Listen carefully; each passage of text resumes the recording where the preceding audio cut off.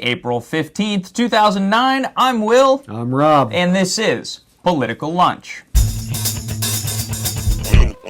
Welcome back to Political Lunch. Today on the lunch we ask, how do you take your tea?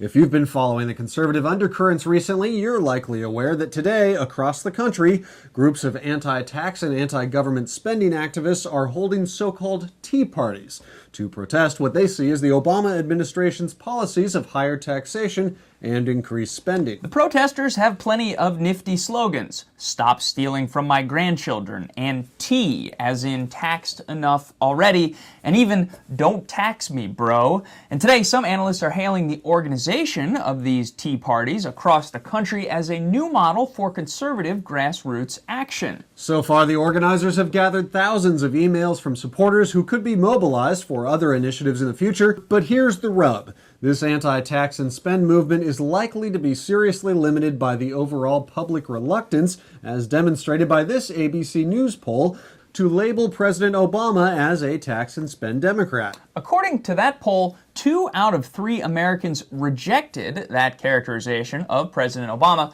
while a strong majority agreed with the statement that the president is a, quote, new-style Democrat who will be careful with the public's money.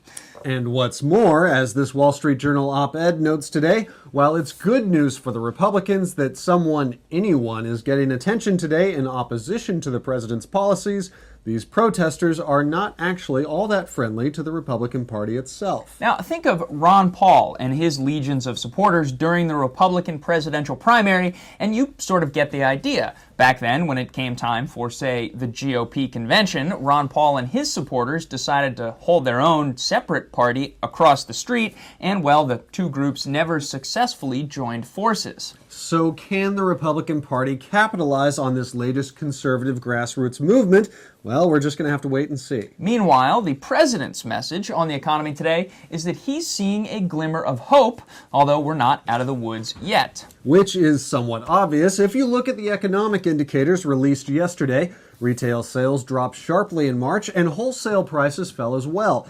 Both signs that the economic road to recovery is a long one indeed, regardless of White House optimism. Next up today, it's not Friday, but we do have some breaking news to report about our favorite undecided Minnesota Senate race. That's right. On Monday, the 3-judge panel in that state finally decided that Democrat Al Franken is indeed the winner of the disputed Senate seat over incumbent Norm Coleman by just 312 votes out of more than 3 million total cast. Now, the only problem, Coleman has already appealed to the state's Supreme Court, and according to state law, Franken cannot take his Senate seat until that appeal is heard. And that means the Senate may not get its 59th Democratic member until after the congressional recess begins this summer.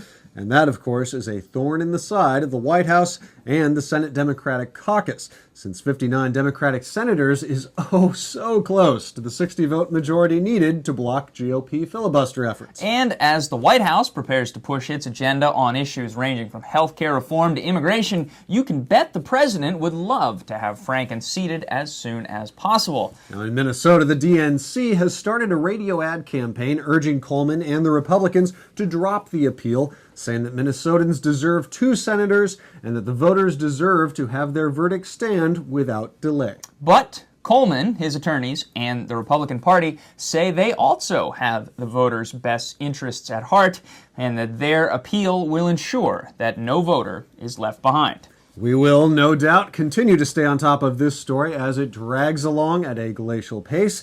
In the meantime, come back here on Friday for the weekly 10 and 3.